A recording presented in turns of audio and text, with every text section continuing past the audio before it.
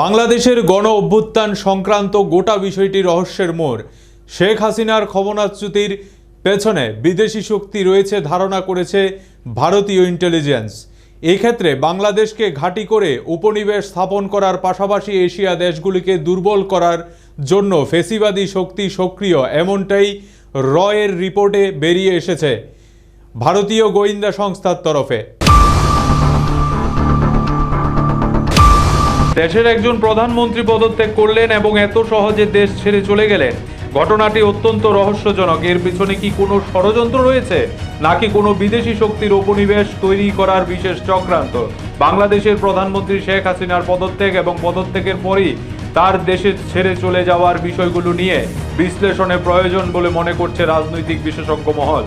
কারণ 2006 সালের পর থেকে টানা 4 বার প্রধানমন্ত্রীর কুর্সিতে বসেছিলেন শেখ হাসিনা। বাংলাদেশের আম নাগরিকের কাছে জাতির মুক্তিদাতা বঙ্গবন্ধু শেখ মুজিবুর রহমানের কন্যা হিসেবে এবং বর্তমান সময়েও একজন যোগ্য প্রধানমন্ত্রী হিসেবে তিনি যথেষ্ট জনপ্রিয় ছিলেন। কিন্তু নেপথ্যে কি এমন ঘটনা ঘটলো যাতে তাকে পদত্যাগ করার পরই দেশ ছাড়তে হলো? আবারও তিনি দেশ ফিরতে পারবেন কিনা এই বিষয়টি নিশ্চিত নয়। কিন্তু যেভাবে একটি আলোটপকা অভ্যুত্থানের নাম দিয়ে শেখ হাসিনাকে পদত্যাগ করতে বাধ্য করা হয়েছে, সেই বিষয়টি কিন্তু জন্ম দিয়েছে বেশ কিছু রহস্য। তিনি দেশ ছেড়ে দিয়েছেন এবং এখন পর্যন্ত ভারতে অবস্থান করছেন। সূত্রের খবর এটাই। এবার ভারত তাকে রাজনৈতিক আশ্রয় দেবে না অন্য দেশে তাকে রাজনৈতিক আশ্রয় দেবে, সেই বিষয়টি পরিষ্কার হতে আরো বেশ কিছু সময় কেটে যাবে। বন্ধু রাষ্ট্র ভারত তাকে আশ্রয় দেবে কিনা সেটা বিচার করার ভার তিনি ভারত সরকারের উপরই ছেড়ে দিয়েছেন। তাই ভারতের মনোভাব বোঝার জন্য তিনি ভারতের কাছে রাজনৈতিক আশ্রয় চাননি। প্রসঙ্গত উল্লেখ্য যে বাংলাদেশে এখন পর্যন্ত যতবার রাজনৈতিক ক্ষমতার হাত বদল হয়েছে সেগুলি সবই ছিল সেনার উদ্যোত্থান। শেখ মুজিবুর হত্যাকাণ্ড, এরপর জিয়াউর রহমানের ক্ষমতা দখল, পরবর্তী সময় তাকে হটিয়ে আবার এরশাদের ক্ষমতা দখলের ঘটনাগুলোতে বাংলাদেশের ইতিহাসে সেনা অভ্যুত্থানের ইতিহাসে বিবৃত হয়েছে। কিন্তু শেখ হাসিনার পতনের পেছনে সেনা অভ্যুত্থানের বিষয়টি প্রাধান্য পাচ্ছে না। একটি গোবেচারা আন্দোলনকে মহিরুহের পরিণত করে শেখ হাসিনাকে ক্ষমতাচ্যুত করা হয়েছে। এর পেছনে কার হাত রয়েছে? ভারত, আমেরিকা, চীন না অন্য কোনো দেশ? এখানে একটি বিষয় পরিষ্কার হওয়া দরকার। বৈদেশিক সম্পর্ক অনুযায়ী চীনের সাথে ভারতের সম্পর্ক আদায় কাজ করার হলেও ভারতের সাথে বাংলাদেশ বা শেখ হাসিনার ভালো সম্পর্ক রয়েছে, যার কারণে মন্ত্রী মন্ত্রিসভার শপথ গ্রহণ অনুসারে তিনি অতিথি হিসাবে আপ্যায়িত হয়েছিলেন। অপরদিকে চীনের টাকায় বাংলাদেশে ব্যাপক উন্নতি হয়েছে, সেই বিষয়টাকেও অস্বীকার করা যায় না। তাই ভারত এবং চীন শেখ হাসিনার সরকারকে ক্ষমতাচ্যুত করেছে, সেটা মানতে কষ্ট হয়। কারণ চীন এবং ভারত এখন বাংলাদেশের বন্ধু হিসেবে বহির্বিশ্বে বিবেচিত, আর তার প্রমাণ নিজেও দিয়েছেন শেখ হাসিনা। মোদি মন্ত্রিসভার শপথের পরে তিনি উড়ে গিয়েছিলেন চীনে। সেখানে তিনি বাংলাদেশের সার্বিক উন্নয়নের জন্য চীনের সাহায্য চেয়েছেন। তাই আপাতত দৃষ্টিতে ভারত এবং চীনের শেখ হাসিনার সরকারের শত্রু ছিল না, বাকি রইল আমেরিকা। কিন্তু বাংলাদেশকে কবজা করতে বহুদিন ধরে এই চেষ্টা চালিয়ে যাচ্ছে।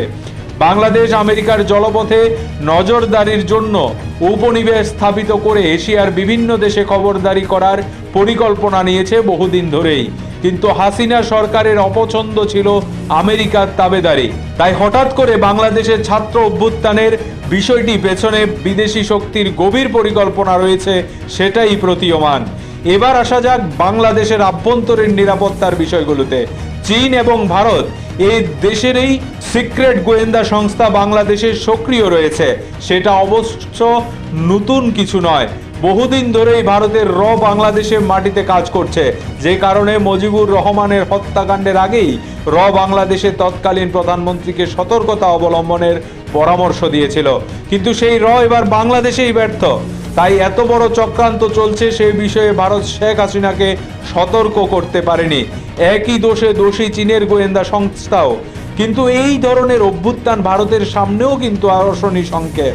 ভারতকে ঘিরে আশেপাশের রাষ্ট্রগুলোর বর্তমান পরিস্থিতির দিকে নজর ফেরালেই সেটা প্রতীয়মান হয়।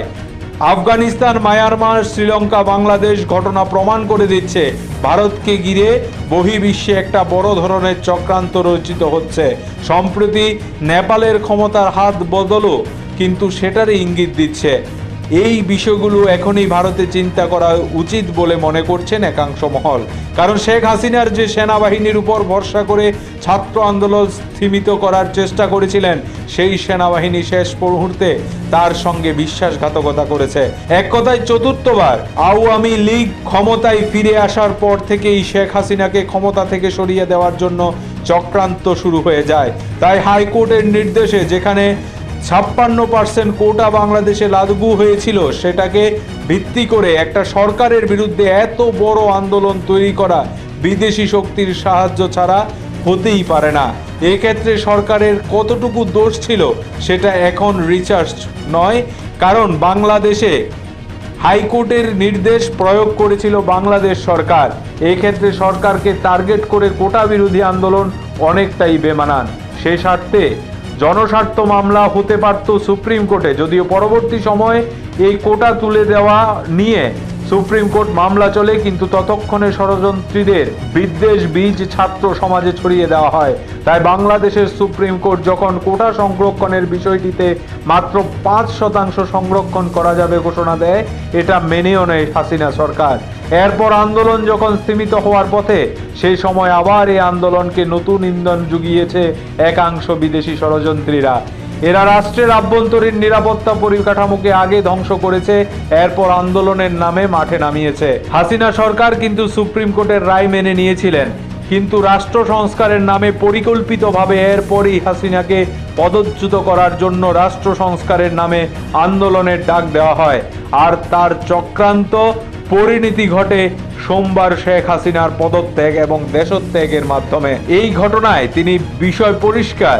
এবার এগুলো হলো পুরো ঘটনায় রয়েছে বিদেশি শক্তির স্বার্থান্বেষী ইন্ধন এবং নিকৃষ্ট পরিকল্পনা।